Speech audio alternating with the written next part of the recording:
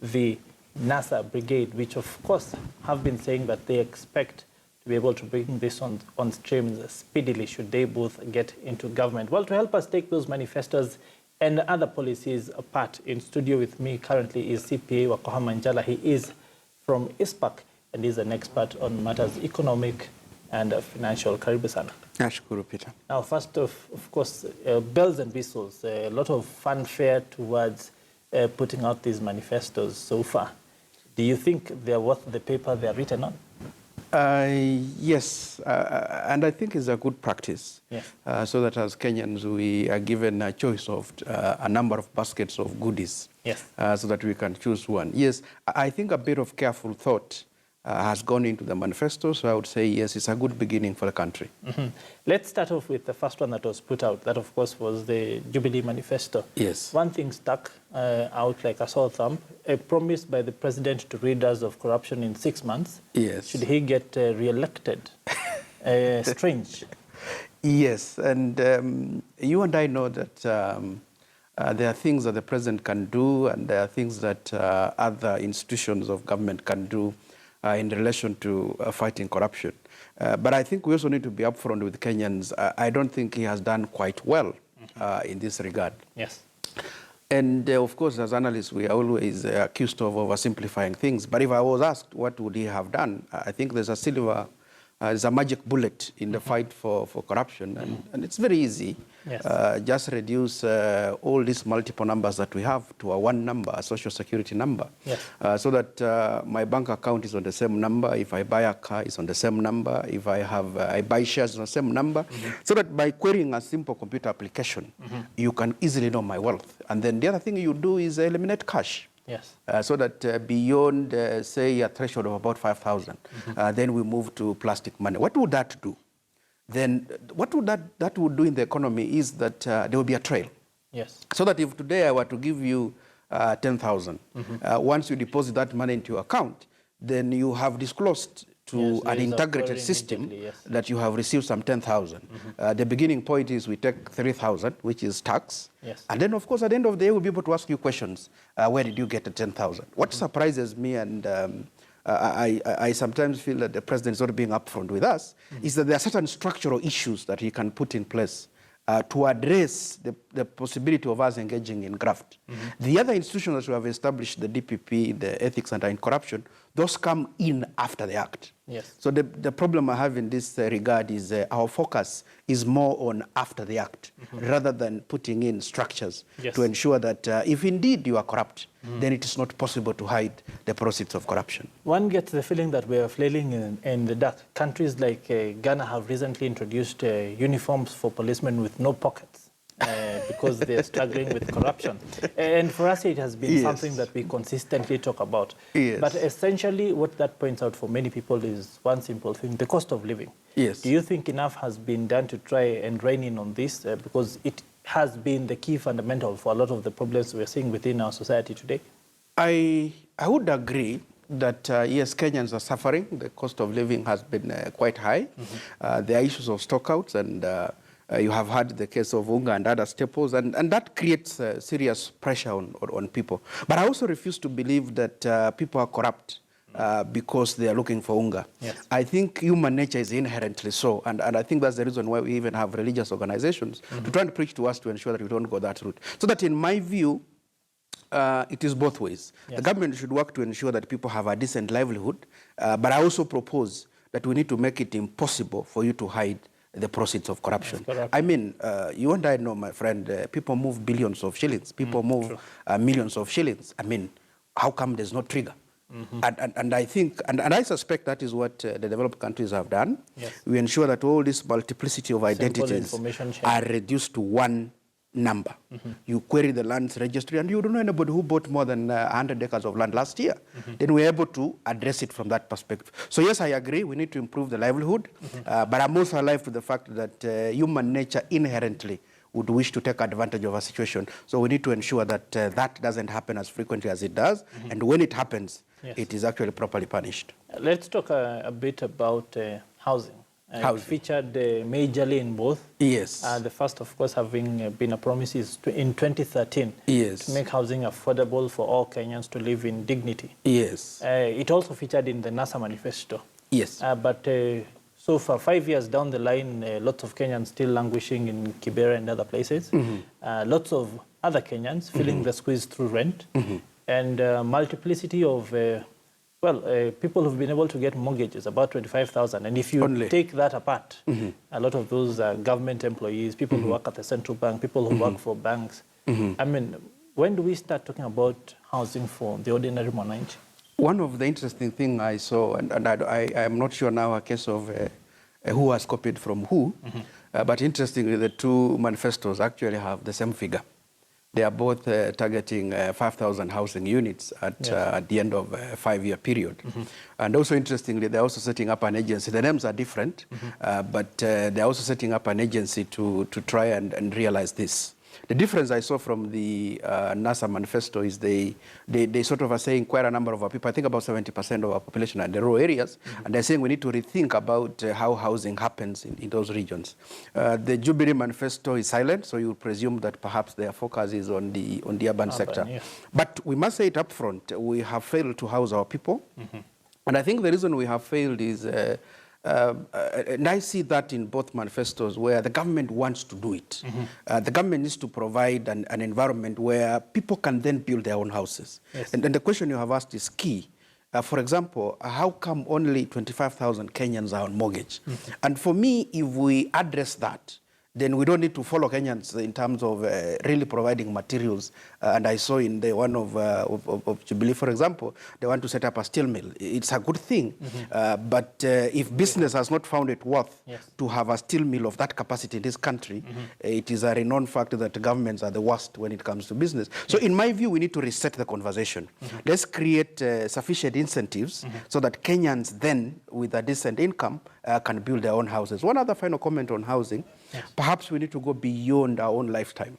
I am aware in some countries where you actually have a mortgage that goes beyond your lifetime, so that you can start paying for this mortgage at an appropriate time. You hand it over to your children. Like they continue servicing it, so that housing then becomes affordable because there is stability in the process. So that for me, what I saw was a miss is no one seems to be addressing interest rates. Yes, it is a big deal. In fact, the fact of the matter is that having thrown a law that hasn't really fit into this equation, most people seem to think. Yes. But along that conversation, because we're starting to run out of time, the key thing on a lot of Kenyans' minds right now is we've seen these glossy manifestos. Yes. How do we hold the politicians accountable to deliver this once they're in office?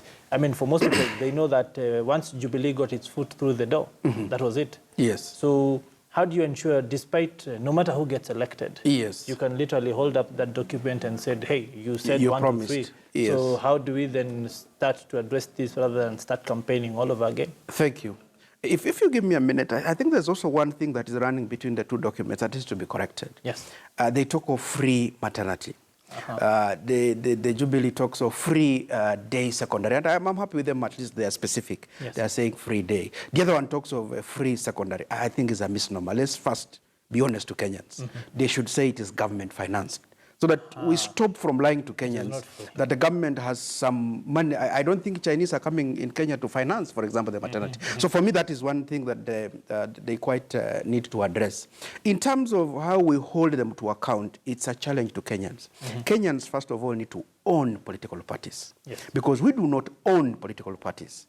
And why am I saying that? If Kenyans begin to own political parties by subscribing, then the party manifesto will come before the presidential candidate. So that you have a conversation within your party, whichever formation it is, whether it's NASA, whether it is Jubilee, whether it's the independent candidates, then you have a conversation between yourselves and you come up with a manifesto that is anchored in the party. Yes. Then as a party, you ask yourself, if this is the strategy of taking the country forward, who among us is the best person to run with this manifesto? Okay? So if we do that, then the presidential candidate does not own the manifesto. Yes. Because as it is, it's a case of the cart before the horse. We already knew the candidates perhaps with their technical teams, and I suspect in some instances, without the concurrence of the other political actors in the party, have come up with a glossy document. What happens? They get to government, they can easily set it aside. In the earlier environment, where the manifesto is owned by the party, then the party can help us by holding their president to account, because those are what would happen in regional, like we see it in South Africa. When the ANC comes for their conference at the end of the year, is an opportunity for the president to account to the party. In our case, we will all go quiet. After 4.5 years, we will have new coalitions, new manifestos to take us forward. And it is regrettable in the sense that even when we have Vision 2030, there is some mention in the two manifestos, but no one has had the courage to use the same beacons in developing their manifestos. For example, Jubilee has shied away from the double-digit economic growth. I think it has attacked them. Yeah. Well, indeed, unfortunately, we have run out of time. But to say that this is a conversation that continues. So we will definitely have you back in studio within the week to be able to continue this analysis, because this is something that can't be taken apart in about 10 minutes. And we owe it to Kenyans to continue telling them what's in these documents and what to look out for. So thank you very much for your time, sir. Thank you, sir. Well, indeed, we want to close it right there. But before we go, just to bring you up to speed on our last story here, where the Standard Media Group's Abi Agina and Paul Wafula were among journalists feted last evening at the 3rd Annual Journalism Excellence Awards that were held at the Safari Park Hotel here in Nairobi. KTN business anchor Abi bagged the Nuclear Energy Reporting Award for his piece on nuclear focus, which highlighted the growing energy needs in the country and why nuclear power was a viable power source to bridge the existing gap. Agina received a trophy and a cash prize. Other winners included business writer at the Standard Paul Wafula, who clinched 3 awards plus the overall award. Journalists from Business Daily, led by David Habling and Neville Otuki, were among the winners at the gala event. This year's awards attracted about 80 entries from print, radio, and television. The awards were an annual event which seeks to recognize and award journalists of high repute who go out of their way to report on energy matters in a balanced and in-depth fashion. The event was graced by the Energy Principal's Secretary Engineer Joseph Njoroge, who applauded the media for demonstrating a refined focus on reporting energy issues. He called on journalists to be more research-based and strive to do factual stories that will shape policy interventions as well as attract investors to this country.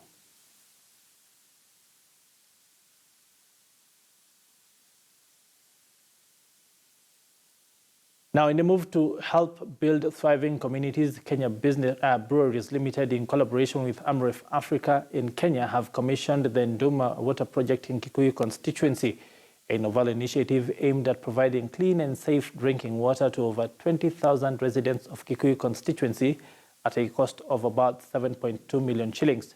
The water project, to be managed by Kerala Water Project Welfare Association, comprises of a 4-kilometer water distribution line, a 225,000-litre rehabilitated water tank, a borehole, a water pump house, and a water kiosk.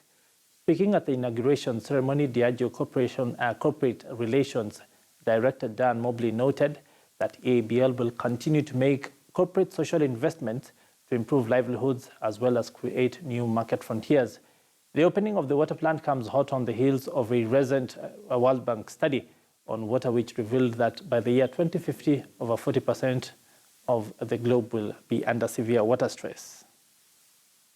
Process 240,000 liters of water per hour, substantially reducing the water used for operational processes by 50%, and also we return 100% wastewater from the operation safety to the environment. We've seen across the 450 projects that we've been able to support across the world in more than 70 countries, is that everywhere we've put them, we've seen the local communities start to benefit. It's absolutely clear that without water, you can achieve very little. Water is essential for health. Water is essential for economic activity. For any farming activity, you must have access to water. For washing, for hygiene, it's so essential.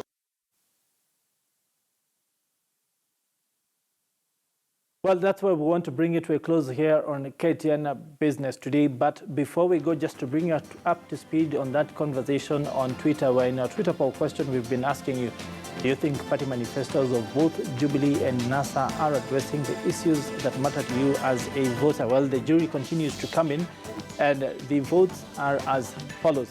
Yes, 47%, that of course agreeing with the question. The manifestos address issues that matter to voters, while 53% say a resounding no, they do not. And of course, this conversation continues throughout the day, so do continue to talk to us on that forum, and we will continue to sample that in our subsequent bulletins.